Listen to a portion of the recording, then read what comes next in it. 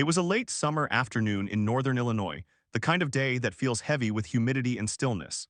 The date was August 28, 1990, a Tuesday that had started like any other. People went to work, children headed to school for the first days of a new academic year, and the sky above the towns of Joliet, Plainfield, and Crest Hill held a deceptively calm blue. There was no hint of the monster that would soon tear across the land, a tornado so violent and unexpected that it would rewrite the way the National Weather Service issued warnings for decades to come. This is the story of the Plainfield Tornado, a storm that came without a siren, without a warning, and without mercy. To understand what happened that day, you have to understand the weather pattern that set the stage. A warm, moist air mass from the Gulf of Mexico had settled over the Midwest, colliding with a cool front pushing down from Canada. The atmosphere was primed for severe thunderstorms, but forecasters did not anticipate the kind of explosive development that would occur. The Storm Prediction Center had issued a slight risk of severe weather, nothing out of the ordinary for a late August afternoon. In fact, the conditions that morning seemed almost benign. By noon, temperatures had climbed into the upper 80s and the dew points were in the low 70s. The air felt sticky against the skin, the kind of day where even standing still made you sweat. But there was no ominous shelf cloud on the horizon, no darkening of the sky that usually precedes a major outbreak. At around 2 o'clock in the afternoon, something began to shift. A cluster of thunderstorms started to form over central Illinois, moving slowly northeast. These storms were not particularly intense at first, but they were feeding on an environment that was becoming increasingly unstable. The wind shear, the change in wind speed and direction with height, was strengthening, creating the perfect conditions for rotation. By 3 o'clock, a supercell thunderstorm had taken shape near the town of Morris, about 30 miles southwest of Plainfield. This storm began to show signs of rotation on radar, but at that time the technology used by the National Weather Service was far less advanced than what we have today. The radar operators saw hook echo, the classic signature of a tornadic storm, but they could not confirm that a tornado had actually touched down. And without visual confirmation, they were hesitant to issue a warning. The storm rolled on, gathering strength as it moved through the rural countryside of Grundy County. It passed over farms and fields, churning up dust and debris but still not producing a visible funnel. Then, around 3:20 in the afternoon, something changed. The rotation tightened and the storm reached down to the ground with a power that few had ever seen. The tornado touched down just west of the town of Minooka, but at first it was hidden by a curtain of rain and hail. No one saw it coming. There were no spotters in the area, no reports of a funnel cloud. The first sign of danger came not from a siren or a warning, but from the sound itself. A roar like a freight train, growing louder and louder until it drowned out everything else.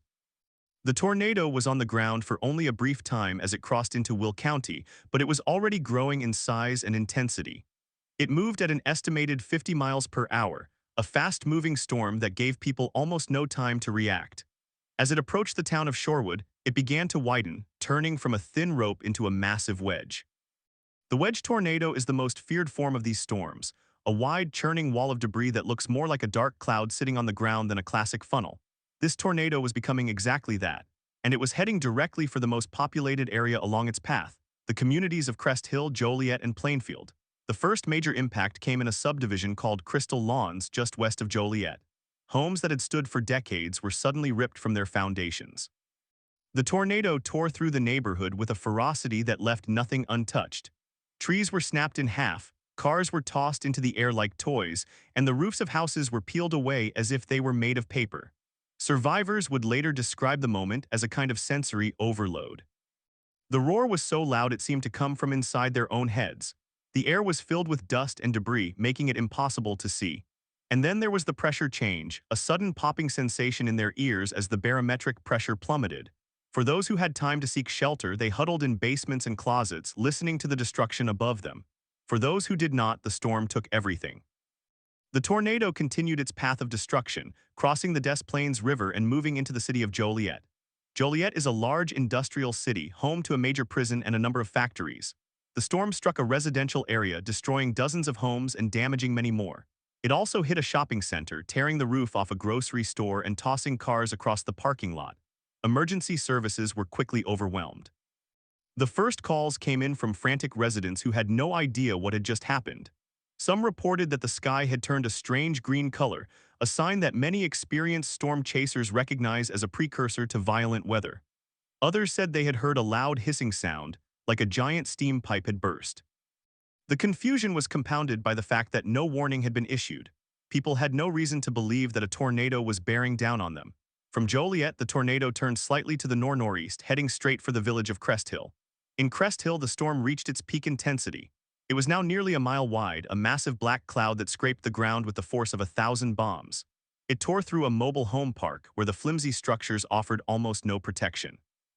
The mobile homes were flattened, twisted, and scattered across the landscape. Those who survived the initial impact were trapped under the wreckage, their screams lost in the wind. The tornado also struck a church, collapsing its roof and walls while a group of people were inside preparing for a meeting. Miraculously, no one in the church was killed, but several were injured. The storm did not discriminate, it hit schools, businesses, and homes with equal violence. As the tornado continued its northeastward march, it entered the village of Plainfield, a growing suburb that at the time was home to about 12,000 people.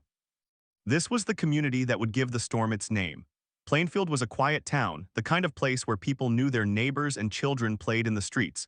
But on that afternoon, the streets became a scene of devastation. The tornado struck the downtown area, destroying a number of historic buildings. It also hit several schools, including Plainfield High School, which was just beginning its fall semester. The school was heavily damaged, but classes had not yet started for the day, so the building was mostly empty. That was one of the few pieces of luck that day. The storm did not stop there. It continued northeast, tearing through the Aux Sable Creek area where several subdivisions were in the process of being built. These new homes, many of which were still under construction, were completely obliterated. The tornado ripped through a forest preserve, snapping thousands of trees and leaving a swath of destruction that could be seen from the air. It crossed Interstate 55, where drivers saw a wall of debris approaching and had to take evasive action. Some pulled over and crouched in their cars, while others drove at high speed trying to outrun the storm. One truck driver later described seeing a 2x4 plank driven into the asphalt of the highway like a stake. The tornado had turned ordinary objects into deadly projectiles. Finally, after being on the ground for approximately 30 minutes and traveling a path of about 16 miles, the tornado began to weaken. It lifted near the town of Elwood, where it dissipated as quickly as it had formed. The storm was over, but the aftermath was just beginning. The first responders who arrived on the scene were stunned by what they saw. Entire blocks of homes had been reduced to piles of rubble. Trees were stripped of their bark, cars were crumpled, and the ground was littered with debris. In some areas, the destruction was so complete that it was difficult to tell where a house had once stood. The death toll would eventually reach 29, with more than 300 injured. It was the deadliest tornado to hit Illinois in more than 20 years. The National Weather Service came under intense scrutiny in the days that followed. How could a tornado of this magnitude have formed without any warning? The answer was complex. The radar technology of the time was antiquated, relying on older systems that did not have the resolution to detect the small-scale rotation that preceded the tornado. The storm had developed so rapidly and moved so quickly that there was no time to issue a warning, even if the rotation had been detected. But the bigger problem was the lack of visual confirmation. The tornado was wrapped in rain and hail, making it invisible to spotters on the ground. It was what meteorologists call a rain-wrapped tornado, the most dangerous kind because it gives no visual warning. This tragedy led to a massive overhaul of the warning system, including the installation of Doppler radar across the country, which could detect the wind patterns inside a storm and provide earlier warnings.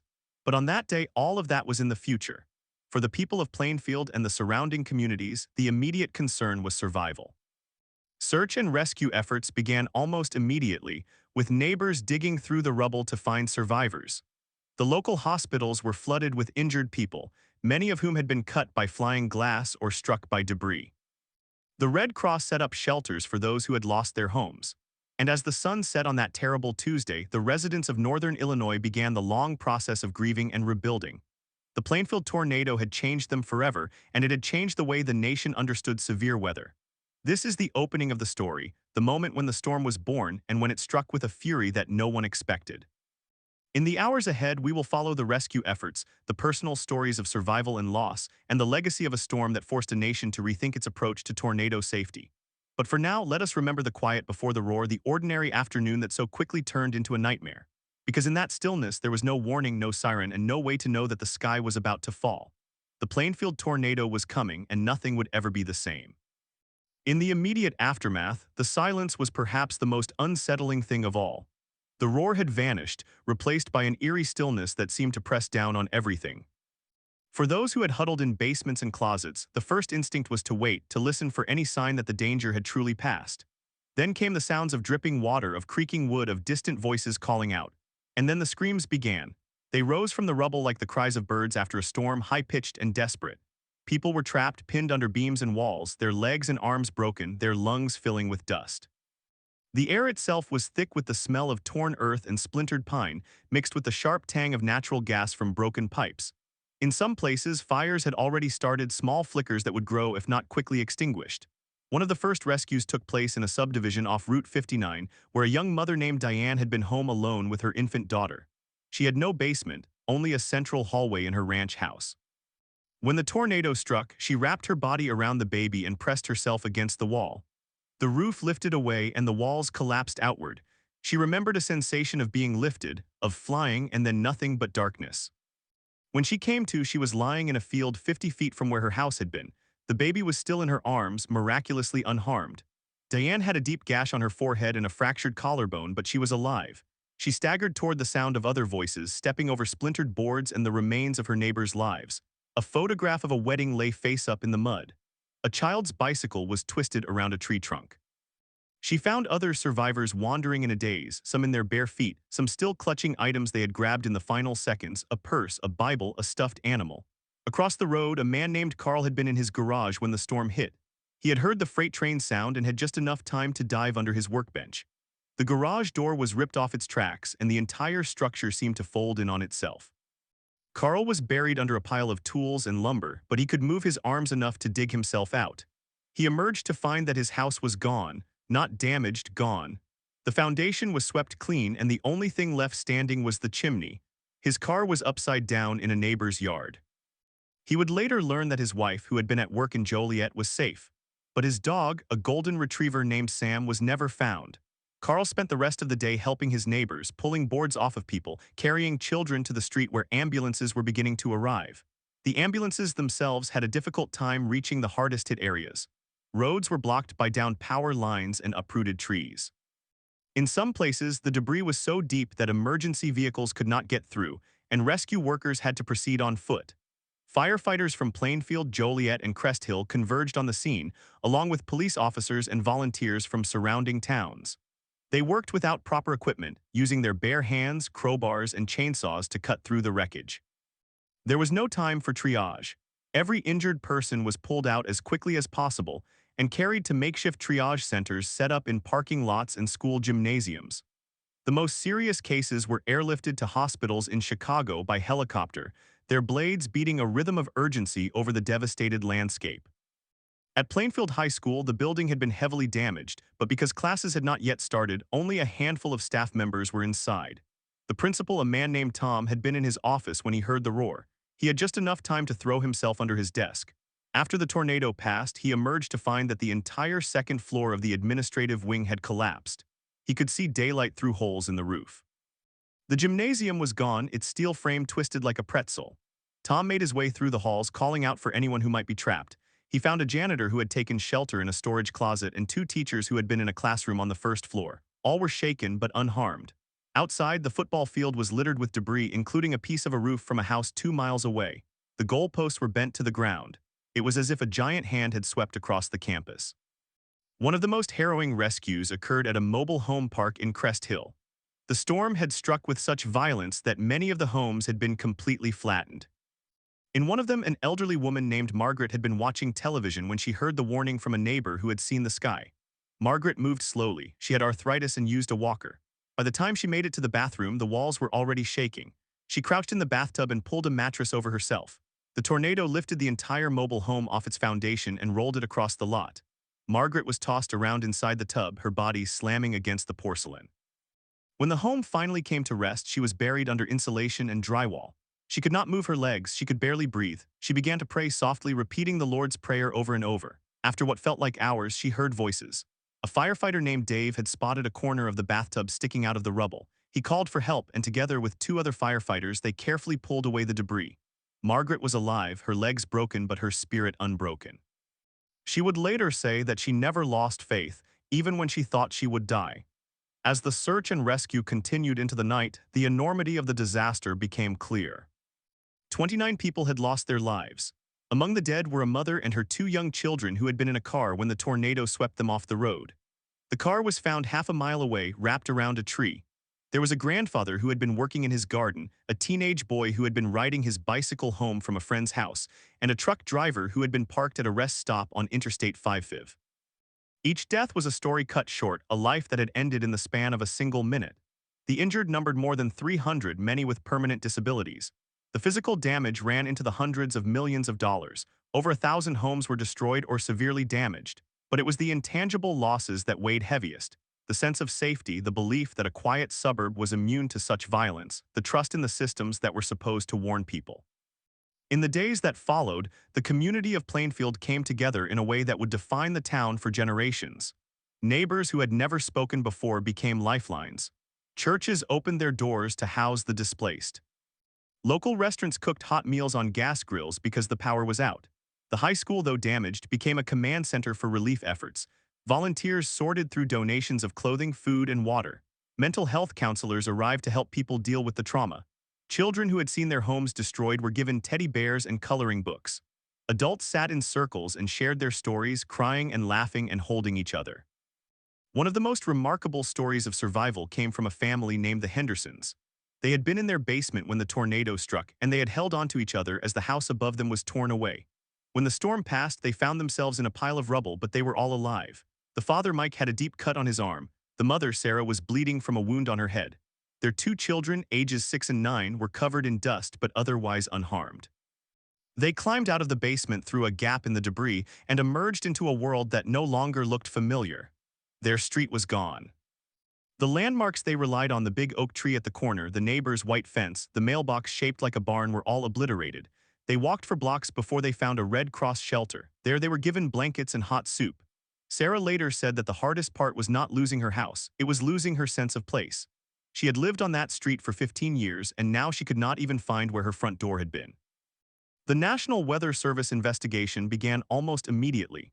Meteorologists fanned out across the damage path, measuring the width of the debris field, analyzing the patterns of destruction, and interviewing witnesses. They used a method called the Fujita scale, which rated tornadoes from F0 to F5 based on damage. The Plainfield Tornado was eventually classified as an F5, the highest possible rating, with winds estimated to be in excess of 260 miles per hour. But the Fujita scale had its limitations. It relied on damage assessment rather than direct wind measurements. The true intensity of the storm would be debated for years. What was not debated was the lack of warning. The National Weather Service offices in Chicago and Milwaukee had issued severe thunderstorm warnings that afternoon, but no tornado warnings. The radar technology of the time, known as WSR-57, was outdated. It could detect precipitation but could not see the rotation inside the storm. The only way to confirm a tornado was by visual sighting, and on that day the rain-wrapped storm made that impossible. The failure to warn led to a political firestorm. Residents demanded answers. The media questioned the Weather Service's competence. In response, the National Oceanic and Atmospheric Administration launched a comprehensive review. The review concluded that the lack of Doppler radar was a critical gap. Doppler radar, which had been developed in the 1970s but was not yet widely deployed, could detect wind speeds and rotation within a storm.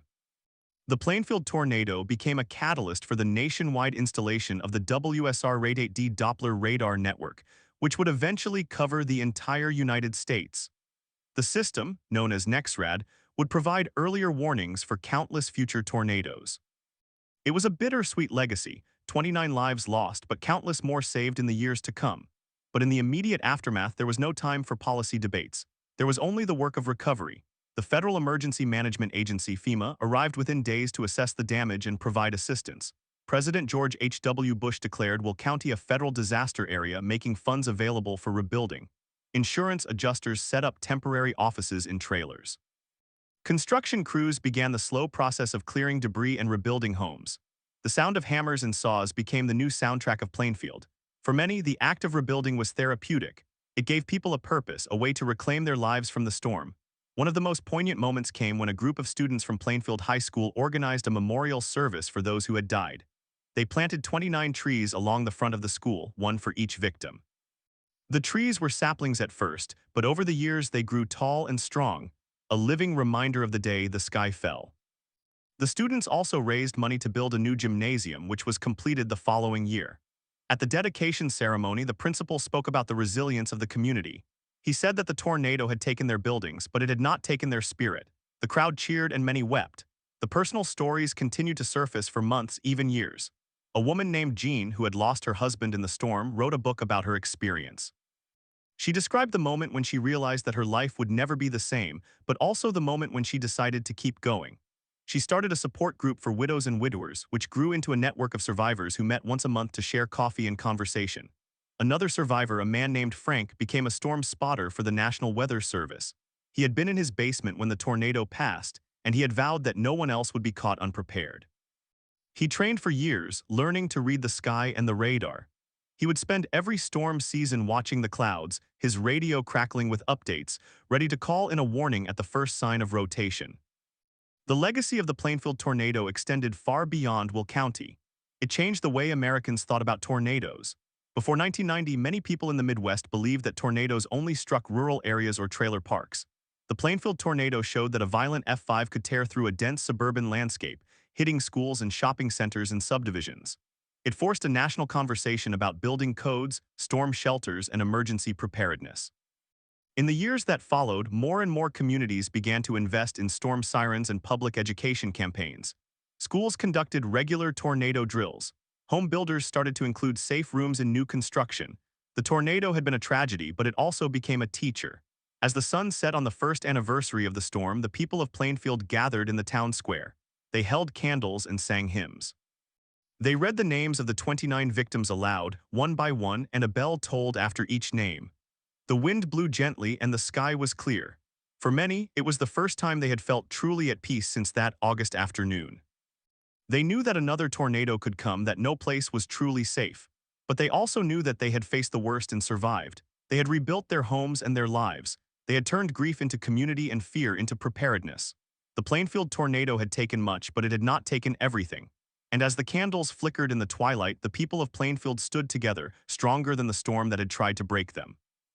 In the months that followed, the stories of that day were told and retold, each telling adding a new layer of meaning. One story that emerged late, only after the debris had been cleared and the replanting had begun, was that of the children on the school bus. The bus had been carrying students home from Plainfield High School when the tornado caught them on Illinois Route 59. The driver, a woman named Carol, had seen the sky turn green and had pulled over to the side of the road, shouting at the children to get down on the floor. She had thrown herself over the nearest child as the bus was lifted into the air. The bus rolled 3 times before coming to rest in a field.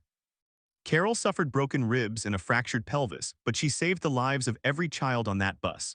When rescue workers arrived, they found her still holding the child, her body a shield. She was later awarded a medal for heroism, but she always deflected the praise, saying she had only done what any mother would have done. She had no children of her own, but she said that on that bus, every child was hers. Another story that did not surface until years later came from a young boy named Tim who had been in 3rd grade at the time. Tim had been at school when the tornado struck. The school had no basement, so teachers had herded students into interior hallways and told them to kneel with their heads down. Tim remembered the sound, a roar that seemed to come from everywhere at once, and the way the lights flickered and died. He remembered the windows exploding, the glass flying like diamonds through the dark. He remembered his teacher, Mrs. Garcia, singing softly to calm them, her voice barely audible over the wind. After the storm passed, they filed out through a shattered door and saw the school's roof had been peeled back like the lid of a sardine can. The gymnasium was gone, reduced to a pile of twisted metal and splintered wood. Tim later said that for years he could not hear a train without feeling his heart race. He could not see a dark cloud without scanning the horizon for a funnel. But he also said that the experience taught him something about courage. He saw Mrs. Garcia the following week at the temporary school set up in a vacant warehouse, and she was still singing. He realized that courage was not the absence of fear, it was the decision to keep going despite it. The mental health of the community became a priority in the weeks and months after the tornado. The school district brought in counselors, but the need was overwhelming. A local church opened its doors for weekly support groups, and the sessions were always full. People talked about the nightmares, the flashbacks, the irrational fears. They talked about the guilt of surviving when others had not. One man, a firefighter who had pulled bodies from the wreckage, said he could not look at his own children without seeing the faces of the dead children he had held. He started drinking, lost his job, and nearly lost his family. It was only when a fellow firefighter sat him down and said, "You saved lives, but you can't save everyone," that he began to heal. He entered therapy, and a year later he returned to work. He became an advocate for mental health services for first responders, speaking at conferences across the state. The economic impact of the tornado was staggering. Over 500 homes were destroyed and more than 1,000 were damaged. The total cost was estimated at over $160 million. Many families were underinsured and some had no insurance at all. A couple named Bob and Linda had just moved into their dream home 3 months before the tornado. They had poured their life savings into the down payment. The tornado reduced that dream to a concrete slab. Bob stood on the slab the day after the storm, holding a single photograph he had found in the mud. It was their wedding picture, the glass cracked but the image intact. He later said that photograph became his anchor. He framed it and hung it in the first apartment they rented, and then in the new house they built 2 years later. Linda started a small business making custom frames for disaster survivors, turning fragments of shattered windows and splintered wood into keepsakes. She called the business After the Wind, and it grew into a successful enterprise that employed a dozen people. The rebuilding process was slow and often painful. Contractors were overwhelmed and there were reports of price gouging. The state attorney general launched an investigation and several companies were fined. But there were also stories of generosity. A construction crew from a neighboring county drove down every weekend for 3 months, working for free. They rebuilt the home of an elderly widow named Margaret who had lost everything, including her cat. When the crew finished, they presented her with a new kitten, a gray tabby she named Stormy. Margaret cried and said she had not believed in strangers until that day. The National Weather Service's review led to a rapid deployment of Doppler radar in the region. By 1992, a new WSR Rate 8D radar was installed in Romeoville, just a few miles from Plainfield. Meteorologists who had worked through the 1990 storm were given advanced training. One of them, a man named Dave, had been on duty the afternoon of August 28th.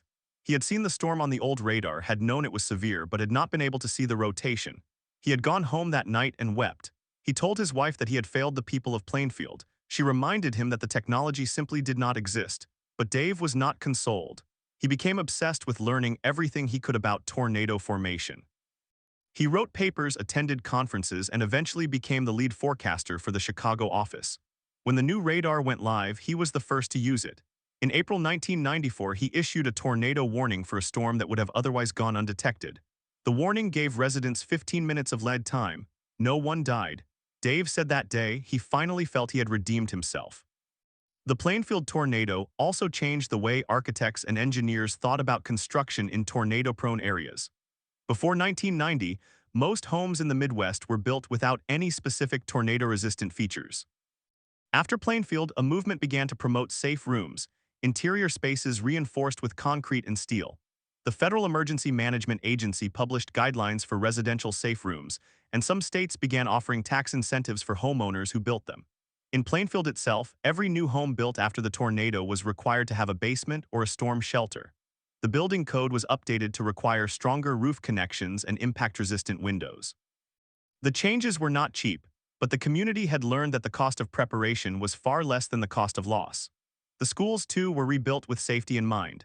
Plainfield High School was reconstructed with reinforced interior corridors and a dedicated storm shelter that could hold the entire student body. The new gymnasium, the one the students had raised money for, was designed with a curved roof that could deflect wind. At the dedication ceremony, the architects spoke about the physics of tornadoes, the way air pressure and uplift interacted with structures. He said that the gym was not just a place for sports and assemblies, it was a symbol of the community's determination to stand tall against the sky. The anniversaries became milestones. On the 5th anniversary, a permanent memorial was dedicated in a small park near the center of town. It featured a granite wall with the names of the 29 victims, a bronze sculpture of a tree bent but not broken, and a time capsule filled with letters from survivors to their future selves. The time capsule was sealed and buried, not to be opened for 50 years. A local historian, a woman named Alina, had organized the memorial. She had lost her sister in the tornado, a young mother named Karen who had been driving home from the grocery store when the storm hit. Alina said that the memorial was not about remembering the death, it was about remembering the life. Every year on August 28th, she placed a single white rose at the base of the wall. She did that for 30 years until she could no longer walk. Then her niece, Karen's daughter, took over the tradition. The tornado also left a mark on the cultural memory of the region. In the years that followed, several books were written about the storm. A documentary titled The Day the Sky Fell aired on public television and was later used in meteorology classes across the country. The documentary featured interviews with survivors, meteorologists, and emergency managers. One of the most powerful scenes showed a woman named Ruth who had been 7 months pregnant when the tornado struck. She had given birth to a healthy boy 2 weeks later, and she had named him Storm.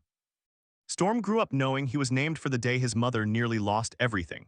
He became a meteorologist himself, working at the National Weather Service office in Chicago. In an interview for the documentary, he said that he had been fascinated by weather since before he could talk. He said that his name was a reminder that even the most destructive forces could create something beautiful. The long-term psychological effects were studied by researchers from the University of Illinois. They surveyed survivors 5 years after the tornado and found that rates of post-traumatic stress disorder were significantly higher than the general population. But they also found that many survivors reported a greater appreciation for life, stronger family bonds, and a deeper sense of community. The phenomenon known as post-traumatic growth was evident in the way people spoke about the storm. They said that the tornado had stripped away what was unimportant and left only what mattered. One survivor, a retired teacher named Helen, said that before the tornado, she had spent her days worrying about whether her lawn was as green as her neighbor's. After the tornado, she spent her days volunteering at the local food pantry. She said the storm had taught her that things could be replaced, but time could not. In the summer of 1995, 5 years after the storm, a group of survivors organized a reunion. They met at the park where the memorial stood. They brought photographs and old newspapers. They laughed about the absurd details, like the time a cow had been found in a tree, or the way the tornado had peeled the paint off a car but left the tires intact. They cried when they talked about the people they had lost. They hugged strangers who had become family. One man brought a guitar and sang a song he had written about the storm. The lyrics were simple: "The wind came and took what it wanted, but it couldn't take us away." The crowd sang along, their voices rising into the August air. The sky that day was clear, not a cloud in sight, but no one seemed to notice. They were too busy looking at each other. The Plainfield tornado became a case study in disaster management.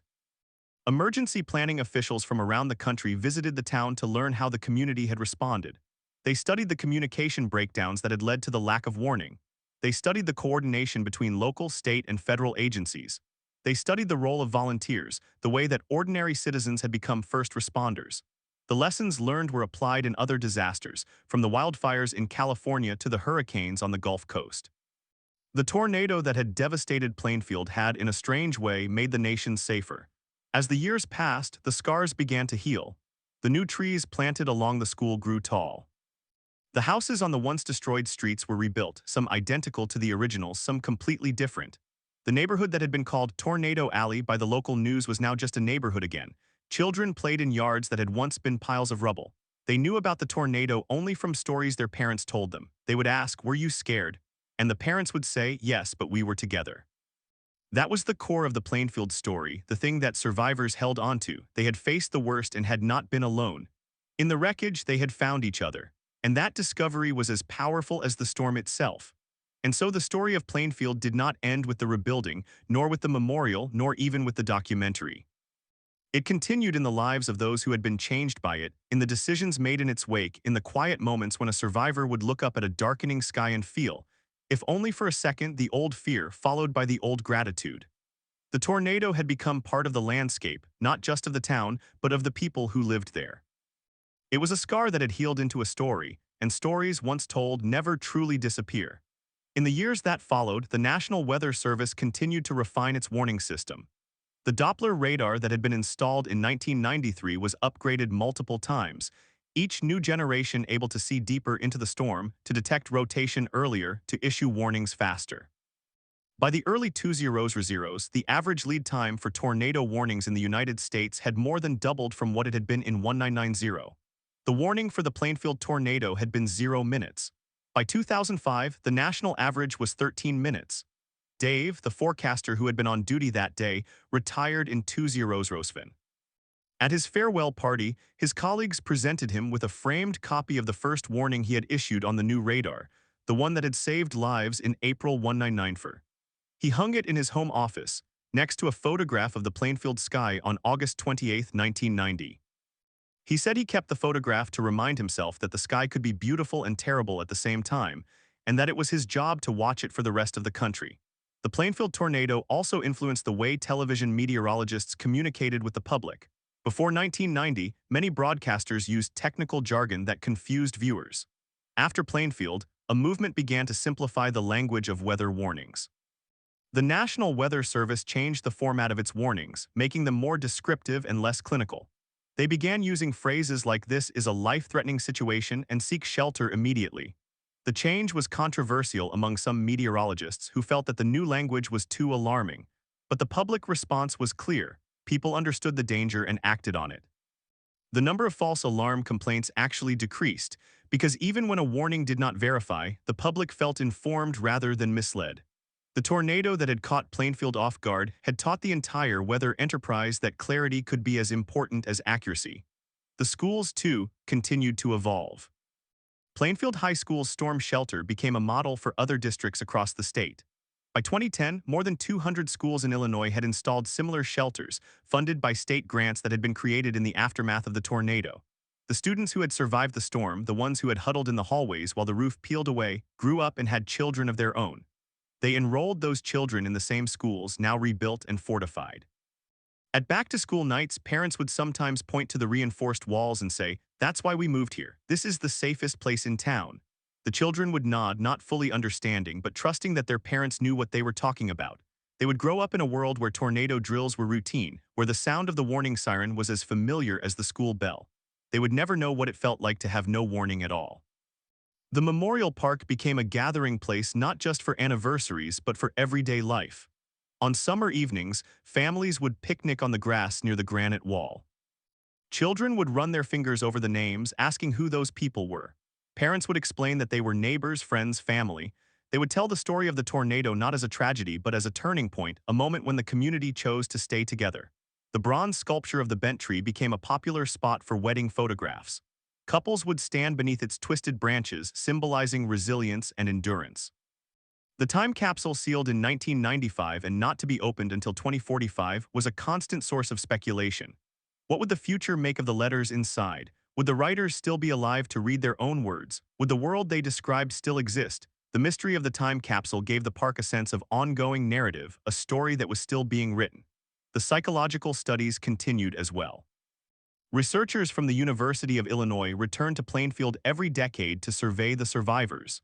They found that the rates of post-traumatic stress disorder declined over time, but they never disappeared entirely.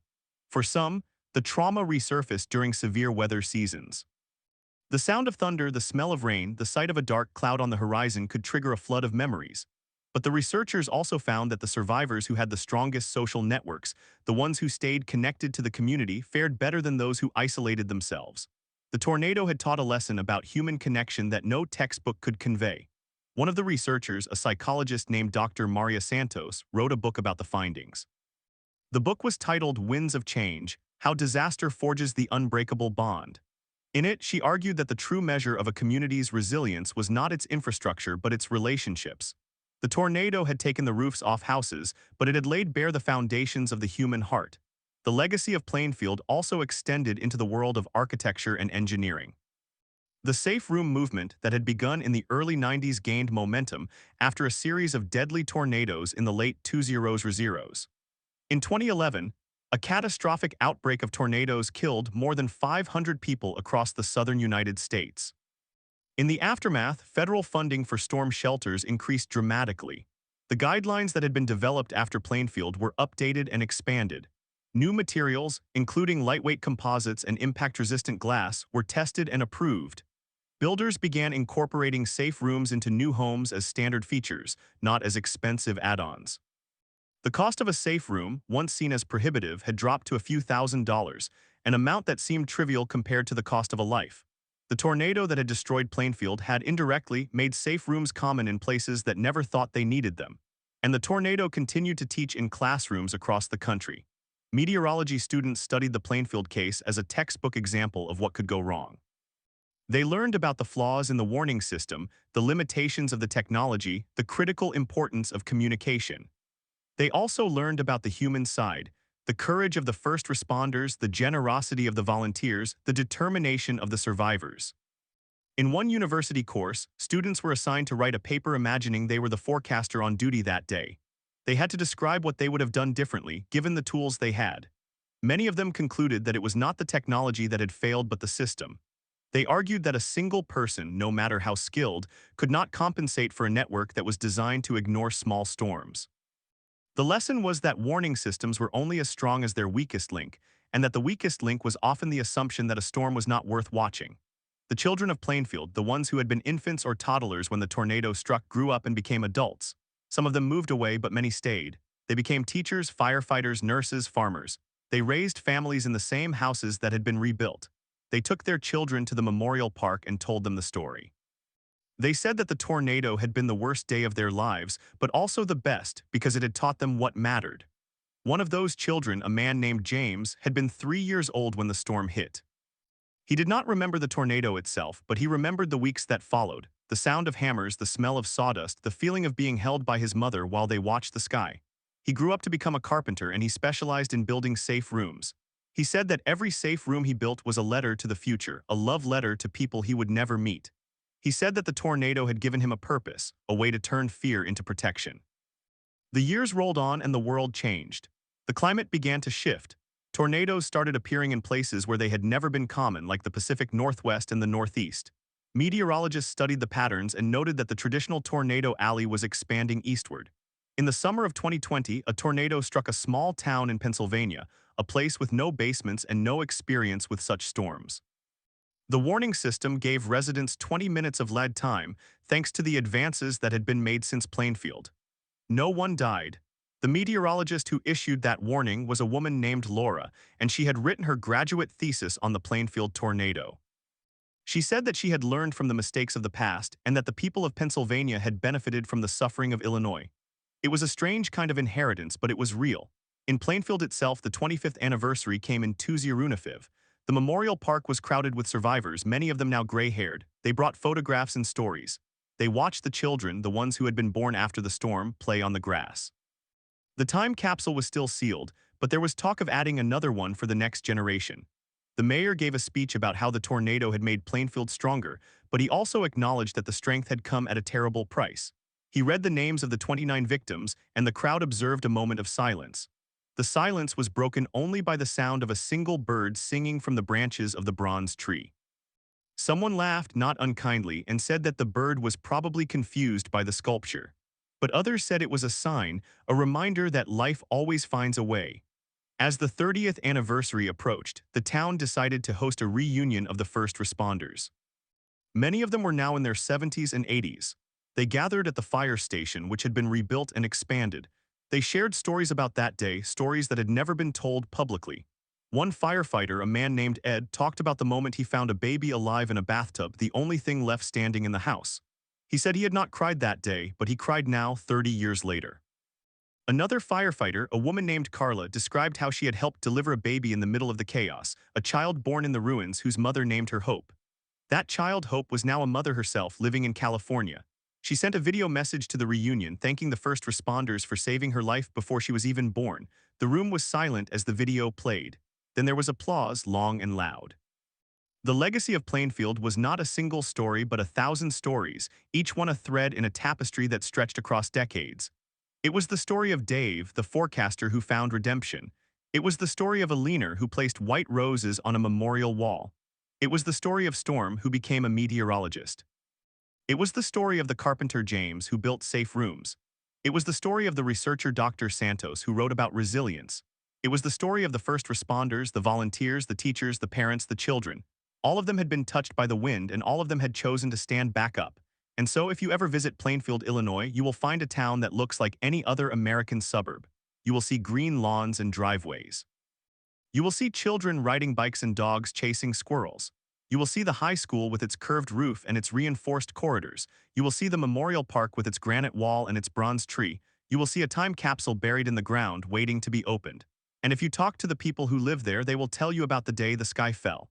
They will tell you it was the worst day of their lives. They will also tell you it was the day they learned what it meant to be a community. And then they will invite you to stay for dinner because that is what Plainfield does. It welcomes you, it holds you. It reminds you that even the most violent storm cannot destroy what truly matters, the love of a place, the love of a people, the love of a life that goes on. And that is the final lesson of the Plainfield tornado. The wind came and took what it wanted, but it could not take us away.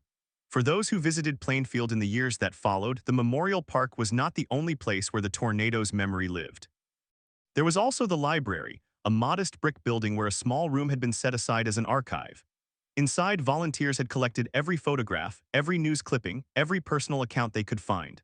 The shelves held binders labeled by street name, each one filled with stories of destruction and rebuilding.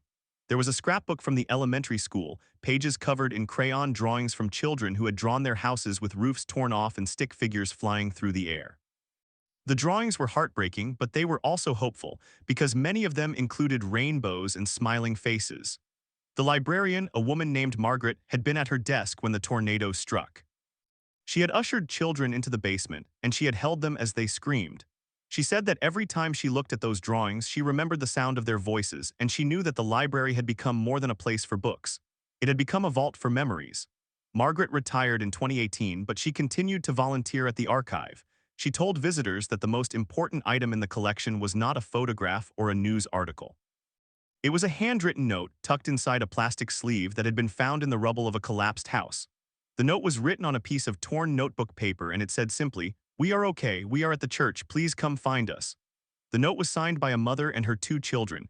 The mother had scribbled the note just before the storm hit, and she had stuffed it into a crack in the foundation, hoping that someone would find it.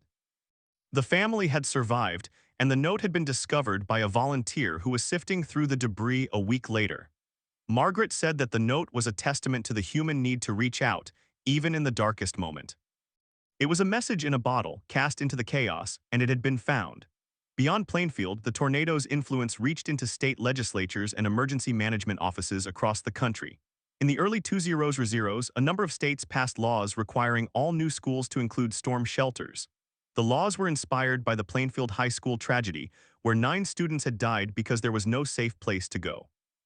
Builders protested the additional cost, but the parents of those 9 students testified before committees, and their voices carried weight. One father, whose daughter had been killed in the school, said that he would rather pay $1 million for a shelter than lose one more child. The laws passed. In time, the shelters became as routine as fire alarms and sprinkler systems. School administrators began conducting tornado drills with the same seriousness as fire drills. They practiced herding students into corridors and crouching into what was called the tornado position, heads down, hands over necks. The drills were awkward and uncomfortable, but they saved lives. In 2013, when a tornado struck a school in Oklahoma, every student survived because they knew exactly what to do. The principal credited the drills, and she credited Plainfield. The tornado also changed the way television meteorologists delivered severe weather warnings. Before Plainfield, many stations had used a scroll system, where warnings appeared as text at the bottom of the screen. After Plainfield, stations began using full-screen interruptions, with dramatic graphics and urgent voiceovers. The change was controversial. Some viewers complained that the new format was alarmist, that it frightened children and disrupted programming. But the meteorologists argued that a little fear was better than a lot of death. They pointed to studies showing that people were more likely to take action when they saw a bright red box with a warning that flashed, "This is a life-threatening situation." In the years that followed, the frequency of tornado deaths decreased significantly, even as the number of tornadoes increased. The decrease was not entirely due to the warnings, but the warnings played a role. They cut through the noise and they told people to move. In Plainfield, the tornado created a sense of collective responsibility that lasted for decades. The town established a foundation to help families in other communities after they were struck by tornadoes. When a tornado hit Joplin, Missouri in 2011, volunteers from Plainfield loaded trucks with supplies and drove 7 hours to help. They brought water, blankets, and chainsaws. They also brought something intangible: empathy. They knew what it was like to dig through the rubble to look for a photograph or a favorite toy. They knew what it was like to hear the sirens and feel the ground shake. They worked alongside the Joplin residents, and they told them that it would get better. They said that the community would come together, that strangers would become family, that the scars would fade but the love would remain. The Joplin survivors nodded, not sure they believed it. But years later, when a tornado hit another town, they said the same words to the new survivors. The words had become a kind of prayer, passed from hand to hand across the plains. And then there were the quiet moments, the ones that never made the news. There was the elderly woman who visited the Memorial Park every Sunday morning, rain or shine, and sat on the bench near the granite wall. She never spoke to anyone, but she always brought a tiny bouquet of wildflowers and placed them at the base of the tree's sculpture. No one knew her name. No one knew whose name she whispered as she touched the stone. She was just a presence, a reminder that grief does not have an expiration date. There was the man who had lost his wife in the tornado and had never remarried. He built a small greenhouse in his backyard and filled it with roses. He said that his wife had loved roses and that tending them made him feel close to her. He gave away bouquets to strangers on the anniversary of the storm. He said that every rose was a reminder that beauty could grow from dirt. The years passed and the survivors aged. Some of them began to write memoirs. They sent them to small presses and the books were sold at the local bookstore. The memoirs were not bestsellers, but they were read by people who wanted to understand. They described the sound of the tornado as a freight train, a jet engine, a roar from the earth. They described the smell of gas and mud and blood. They described the silence after the storm, a silence so deep it felt like the world had stopped breathing. And they described the moment when the first volunteer appeared, carrying a bottle of water and asking if anyone needed help. They said that moment was like seeing a star in a black sky. The last of the original survivors, the ones who had been adults when the tornado hit, began to pass away. The town held funerals, and at each one someone mentioned the tornado. They said that the deceased had been a pillar of strength, someone who had helped rebuild. They said that the deceased had never stopped advocating for safety, had never stopped telling the story. The younger generation listened, and they promised to carry the memory forward. They knew that they were the new guardians of the story, that it was their job to make sure the lessons were not forgotten. And so the story of the Plainfield tornado did not end. It transformed. It became part of the town's DNA, a strand woven into the fabric of every new building, every safety drill, every conversation about the weather. It became a cautionary tale and a celebration of resilience. It became a reason to hold on to the people you love, to say the words you need to say, to build a safe room in your heart. The wind came and took what it wanted, but it could not take us away.